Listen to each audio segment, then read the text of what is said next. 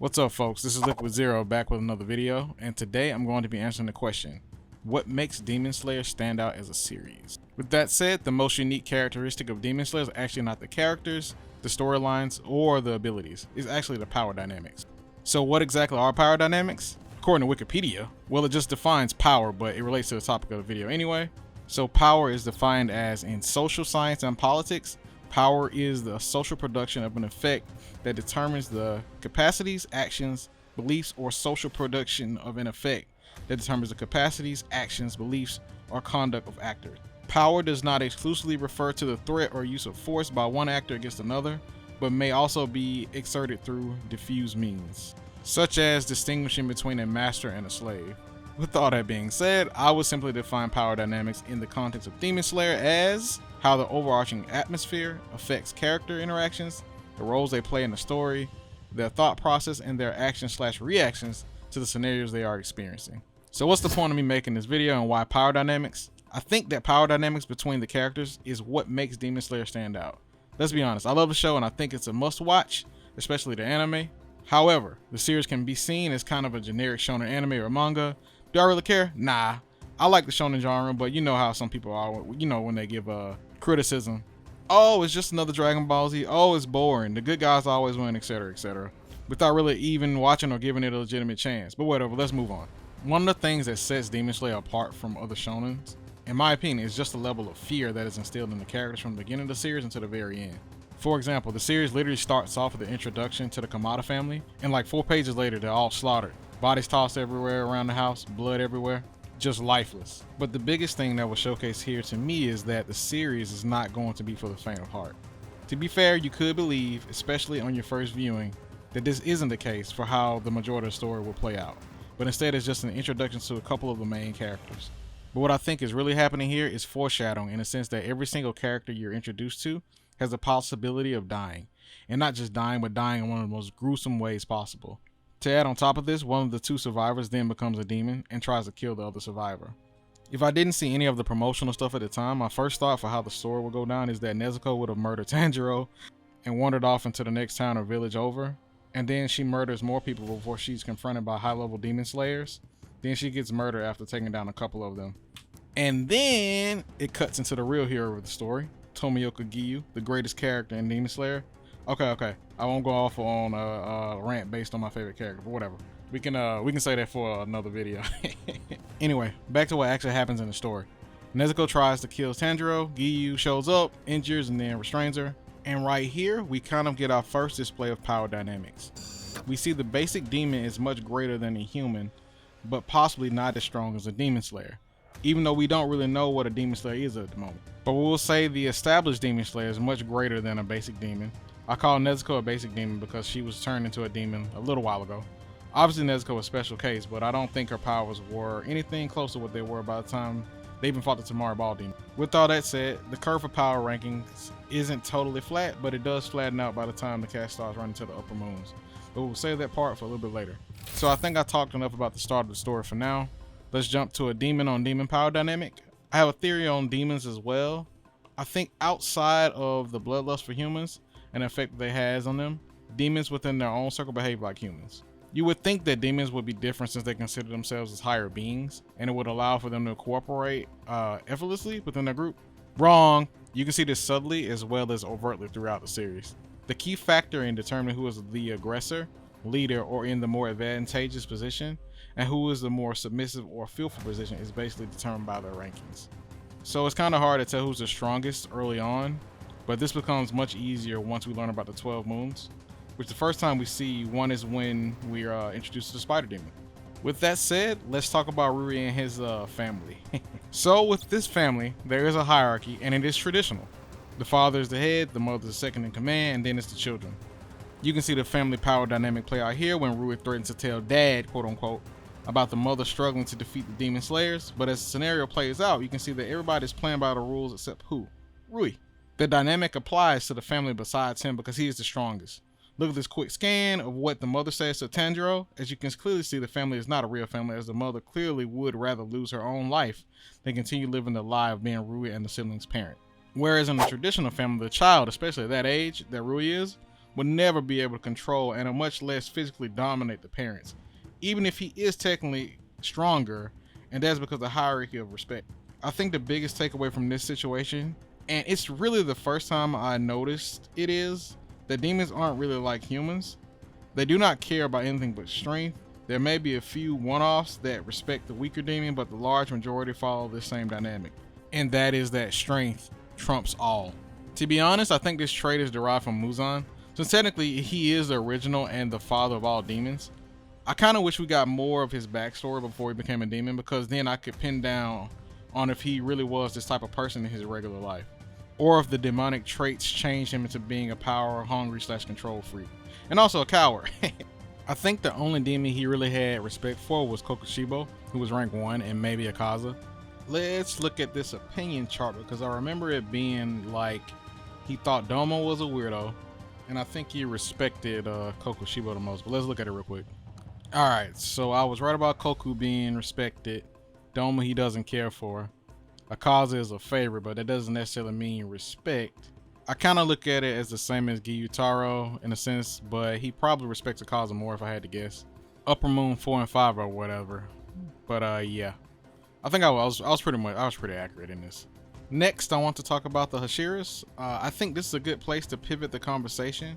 This is because the first time we really see them show up, they are much stronger than the demons they defeat. I'm going to start with Shinobu Kacho, the insect Hashira. Before she shows up, the unnamed demon slayers were being dominated by the spider demon family. The spider demon daughter had just got a stern warning from Rui about being useless, so she was highly motivated to save her own ass. The spider demon sister attacks Murata and wraps him into a yarn ball. Shinobu pulls up and we get a taste of how much stronger the Hashiras really are compared to these demons. The power dynamic from the Hashira point of view is interesting because, as you can see by how easily Shinobu disposes of the spider demon sister, the gap is so wide that the demon sister is basically dead before she can even realize it. And by that I mean she poisons her with the first strikes instead of chopping off her head. So one thing I wanted to point out, the first time I watched this, because I finished season 1 before I started reading the manga, the way Shinobu kills the spider demon sister, it made me think that she was going to be a sadistic character. I'm like, dang, she's low-key trolling her, pretending that she wants to be friends with the demon. Like, yo, she's taunting her before she murks her in cold blood. Not only that, but her breathing style seemed to have a little bit of a sadism characteristic, instead of like an element or a quick head slice or something like that. The point when the Hashiras were introduced was a great change of pace in the story, because it starts giving the viewers some semblance of hope. Hope that eventually our heroes can become strong enough to fight on par and match these demons blow for blow, even the stronger ones like Rui. This is showcased again on the other side of the battlefield when Giyu drops in and quickly disposes of the spider demon father after Inosuke and Tanjiro struggle to finish him off greatly. Now, I know I just talked about hope, but in reality this power dynamic between Hashiras is deceiving, and that is my favorite thing about it. I know my boy Giyu watches the current strongest demon in the story, besides Muzan of course, so it appears like it will play out like a normal shonen manga a la DBZ or Naruto, where the good guys and the bad guys aren't too far apart and the good guys eventually catch up. Remember, I told you this is the most unique thing about the series, the power dynamic that is. The truth is, none of the demon slayers can actually 1v1 any upper moon and defeat them without some element going their way or multiple allies along their sides. The upper moon's introduction is where it really starts to get interesting and lays the groundwork for how the power dynamics will play out for the rest of the series. A la the Mugen Train arc, because this is the first time we get a true understanding that there's levels to this. So if you don't know, the fight between Akaza and Rengoku only lasts 2 chapters in the manga.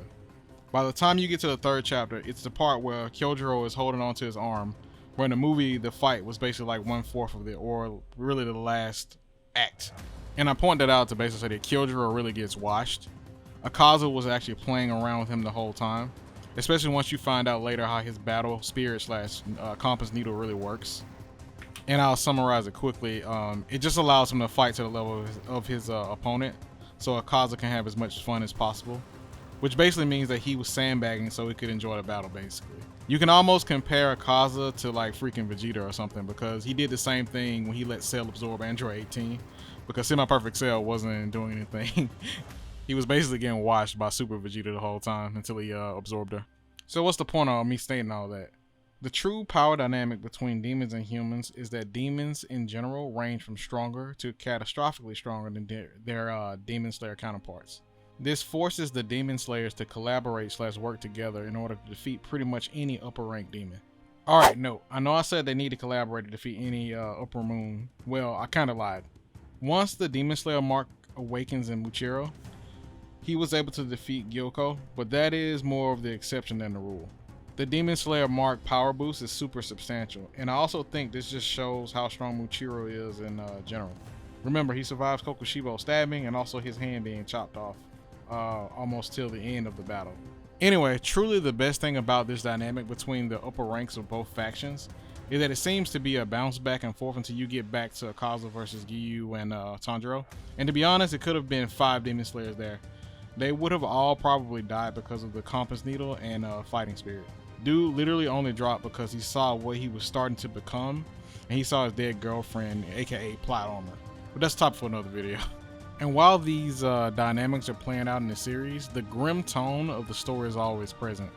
By that I mean where any character can die, experience grief, or permanent damage at any moment. To be honest, I'm still surprised they didn't kill Tengen at the end of the Entertainment District arc. I mean, look at the body count of the dead Demon Slayers by the time Muzan's defeated at the end of the story. Before I finish up, I want to touch on the demon on demon power dynamic one more time. So one of the more interesting parts about this power dynamic is the blood battle. Unfortunately, we never got to see one in action, but we know that Doma lapped Akaza for Upper Moon rank 2. So I think it's fair to assume they had a battle for the spot. The odd part is that I would think it would have been a battle to the death based on how it was presented to the audience. Now when Akaza attacks Doma at the meeting, Kokushibo cuts off his arm and scolds him for not following the rules and potentially putting a disturbance in the ranks. And by disturbance, I think he just means order and respect, as they're literally ranked by power levels. Akaza says he will kill Upper Moon 1, and he responds saying he will welcome it. What's even more interesting is when Akaza died, that Kokushibo seems to mourn him, asking, "Weren't you supposed to kill me?" or something to that effect. I think this is something in their own way of showing care or at least respect for one another. I would talk more about Doma, but I got another video planned for him at a later time. Anyway, the biggest takeaway from this video and the subject of power dynamics is that it's really the biggest thing that sets Demon Slayer apart from other shonen anime or manga. And it's interesting to see the dynamic play out between the characters as well as the setting in each arc. I do wish we could have seen the world explain a bit more, because I know after Swordsman Village arc, stuff seems way too rushed, but it is what it is. Oh, I forgot about Kaigaku when I was talking about demons that the Demon Slayers couldn't 1v1 Upper Moons. Well, to be fair, he's like a fake Upper Moon 6. I don't look at him as being legitimate. And you can say by the time they started to develop their Demon Slayer marks that he is way below, well, 6, anything below, I guess 4 can be defeated solo with a Demon Slayer mark. So I guess you look at like, oh, if Tengen fought Gyutaro again, he probably could have sold him if he had actually awakened his mark. And Muchiro kind of proves that when he defeats Upper Moon rank 5 solo. Kagaku is an interesting one though, because he was killed by Zenitsu, who did not have a mark at the time. So yeah, I think that pretty much proves it. Like he's a fake Upper Moon 6.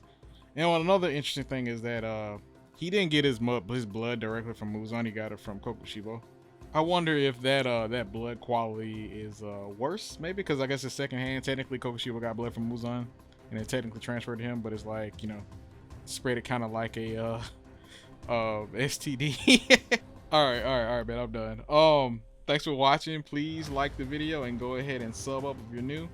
I know it's been a minute, but I was actually studying for one of those cloud exams, because I actually work in IT. Just FYI. Thankfully I passed, so there will be more regular content on the channel going forward. So next up, I think I'm going to do a comparison video on a character from Naruto and compare it to one that's from Demon Slayer that's similar. Let me know which character you think it is in the comment section. Hint, the Naruto character plays a gigantic part in part 1 of the series, so not Shippuden and not Boruto. And yeah, I'll see y'all on the next one. Peace.